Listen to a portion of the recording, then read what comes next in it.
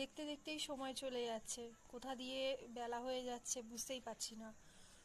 অনেক দিন সরস্বতী পুজো হয়ে গেছে কিন্তু বাসনগুলো ধোয়া হয়নি, যার জন্য আজকে কিছুটা বাসন ধুলাম আর কিছুটা বাসন পরে ধোবো।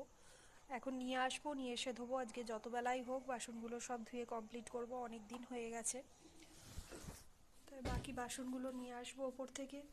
আর ওপরে সব যেগুলো প্যান্ডেল করা হয়েছিল সেগুলো সব পরিষ্কার করা হয়েছে, তাও অর্ধেক এখনও পুরো নোংরা পড়ে আছে, কিছু করা হয়নি। সবে মাত্র দুজনকে ঘুম পাড়ালাম আর এখন আমি যাব ওপরে।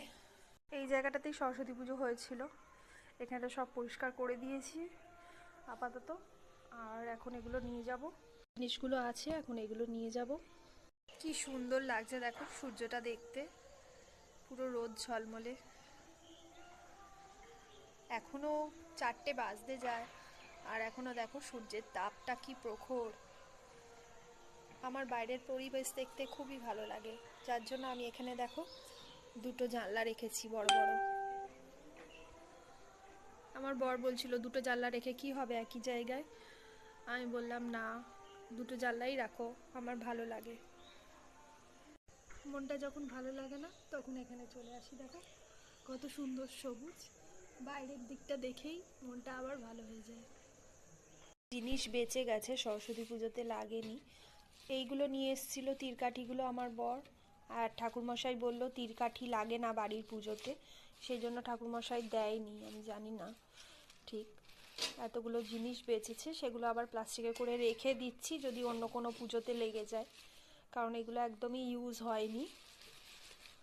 তাই এগুলোকে একদম প্লাস্টিক করে রেখে দেবো। সেগুলোকে থালাটা ধুতে হবে।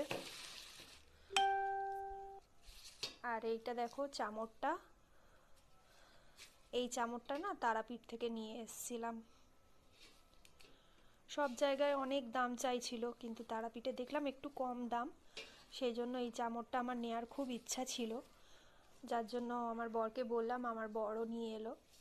এর থেকে একটু বড় কেনার ইচ্ছা আছে, তবে এখন এটাই থাক। আর এই আসনটা দেখো, এই আসনটা একটা দিদি বাইরে গেছিলো, তো এই আসনটা আমাকে গিফট করেছে। সবার জন্য কিছু না কিছু নিয়ে এসেছিলো, তা আমি শেষের দিকে গেছিলাম যেহেতু আমার জন্য গিফট শেষ হয়ে গেছিলো, সে এনে বললো তুই আসন নিবি? আমি বললাম হ্যাঁ দাও, আমি তো বজরংবলীর পুজো করি, তাহলে এই আসনটাই ভালো হবে।